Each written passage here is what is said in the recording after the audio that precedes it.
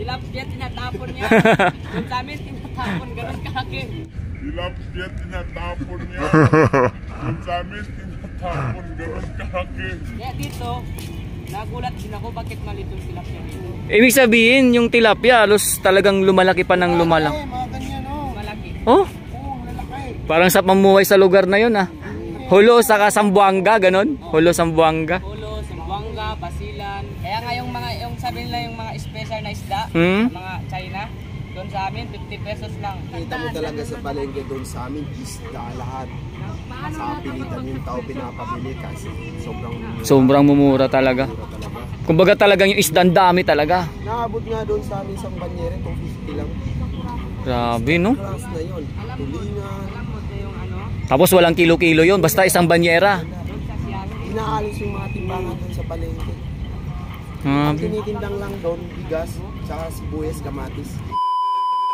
Yung lalaki ng tilapia doon sa amin, oh, mga ganitong haba, sa ulo. Oh? Sobrang dami hindi kinakain. Kasi yung isda doon, hindi uso yung timbangan kung bibili ka. Kung bibili ka, 50. nasa 50. Oh, isang plastic na malaki. Ah, walang timbang-timbang. Hindi uso yung mga timbangan doon. Kahit bibili ka ng gulay, kahit may 5 pesos ka, may gulay ka na. May gulay ka na. Sa hulo? Sa ulo. At sa Sambuanga. Ayos pala dun, no? Hindi uso yung timbangan kung bibili ka ng isda.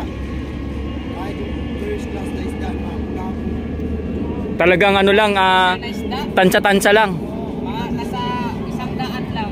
pinupuntok-puntok lang. Pag nagkasundo kayo, okay na. Okay pala dun, no? Sa Badyaw mabibili. Palitan lang ng lubay. Oh, papalitan ng mga putas, ganyan. Ah, ayos pala, no? Dapat daw doon kasi. Oh, kung kapag may apat ka na pupo, oh, may isang ice cream ka na isda. Oh? Ah, okay. Di tsaka sagana tas isda dun, eh. Marami talagang isda dun.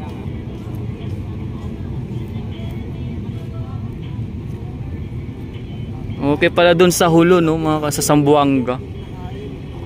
Tilapia tinatapon niya. Yung sa amin tinatapon, ganun kalaki. Kasi sobra kasi. Naglalakihan na dahil hindi na, kumbaga pinababayaan na lang dahil naglalakihan na. Kaya dito, nagulat din ako bakit malitong tilapia dito. Laki. Ibig sabihin, yung tilapia, halos talagang lumalaki pa ng lumalaki. Mga ganyan, oh. Malaki. Oh? Oo, lalaki.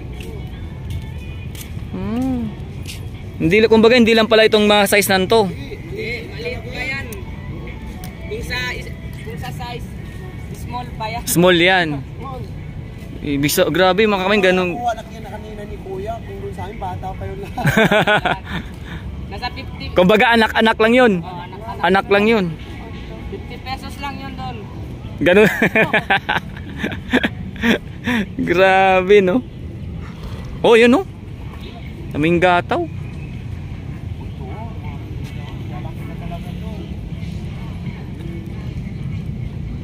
Ibig sabihin talagang lumalaki pa pala talagang tilapia.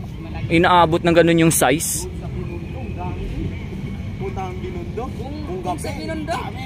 madaming malaki. Dito sa may ano, Pasig. Oo. Ang lalaki ng mga isda sa binundo.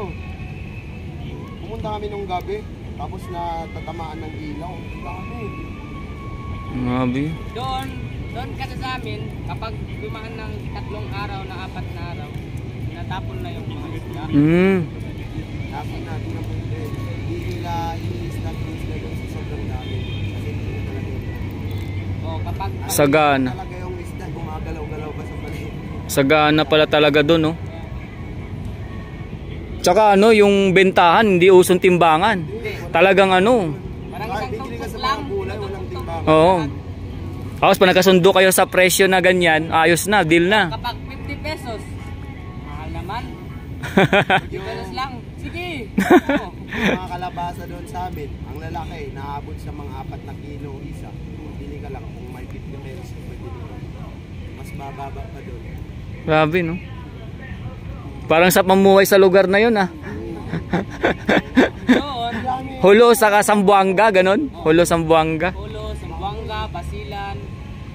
Papa. Sila, sabi sobra daw yung mga Grabe. Kaya nga yung mga taka sa Zamboanga, pumupunta yan dito sa Manila kahit nalayo. Kasi alam nila, mahal dito yung isda.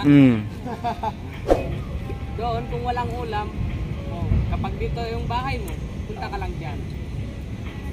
May isda ka na. Kasi mabuti kasi yung mga badyaw. Kapag hihingi ka, Bigay talaga. Kung uso siya sa kanila, ayaw nila magtrabaho, gusto nila manghingi lang. Sa mga badyaw. Oo, meron nagbibigay sa kanila. Pero sa trabaho naman, madami namang katrabaho dun eh. Pero mas gusto nila yung wala nang hirap-hirap. Kaya iba lumuluwas pa ditong iba, no? kasi doon mababa kasi yung sahod yan. Oo. Pero bababang sahod pero sagaan sa pagkain. Oo, yun ang kagandahan doon. Kumbaga, di bali ng konting kita pero yung pagkain busog ka. Doon, yung minimum rate doon ko yung mababa. Pero kung yung mabibili doon, mura. Sana dumating araw maging minimum lahat, no? Mga parehas ba? Yun, parang nilalakad yan eh. Parang inaano ta. Kaya kahit ganun kamura yung bilhin doon sa amin, mas gusto namin pa rin dito. Kasi Nandito yung trabaho. Kaya nga pumunta sa pag-aaral. Kaya nga pumunta ako dito para mag-ipon. Kasi doon mababa talaga yung ano. Sa kwento ng ating mga kaibigan dito na kilala ngayon, mukhang grabe, talagang lumalaki pa ba itong mga tilapia na to. Grabe. Ayan, dahil pa rin kata oh. Pero doon, wala to doon. Wala. Hindi ka makakita ng ganyang maliit. Pinabayaan lang yan. Nababayaan lang. Grabe, no? Pero kung may first time na tao pupunta doon, Mamamangha talaga. Ay ako nga, mangang-mangha nga ako sa ano, yung meron palang ganun kalaking tilapia, oh. kaya nga. Oh, wala pa ako nakitang ganyan, eh. Kaya nga yung sabi nila yung mga special na isda, mga China, doon sa amin 50 pesos lang. Oh, ha? Wala pa ako nakitang ganun. Kaya sabi ko, nagulat ako, tilapia, lumalaki pala ng ganun tilapia.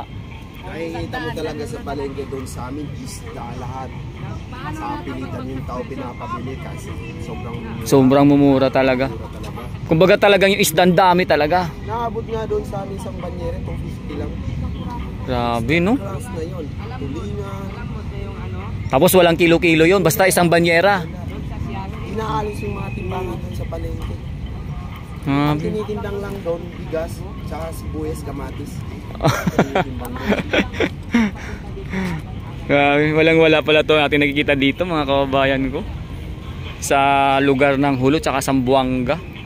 Eh kung narinig nyo naman yung sinabi ng ating mga ano dito, mga kaibigan dito ngayon, no? Grabe. Nakakamangha. Ito abang natin si Bossing. Snag fishing yung ginagawa niya. Abang natin.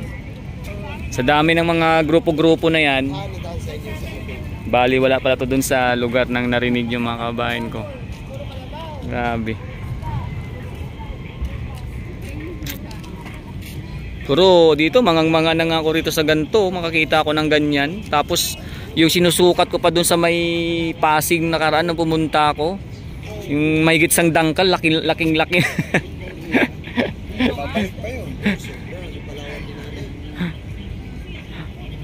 Mangang-manga na. Tapos doon di na ano pala no, sa kanila hindi uso yung tilapia doon. Talagang isdang malalaki ang ano doon. Tsaka ngayon ko lang nalaman na mas lumalaki pa pala yung tilapia ng ganun kalaki. Grabe.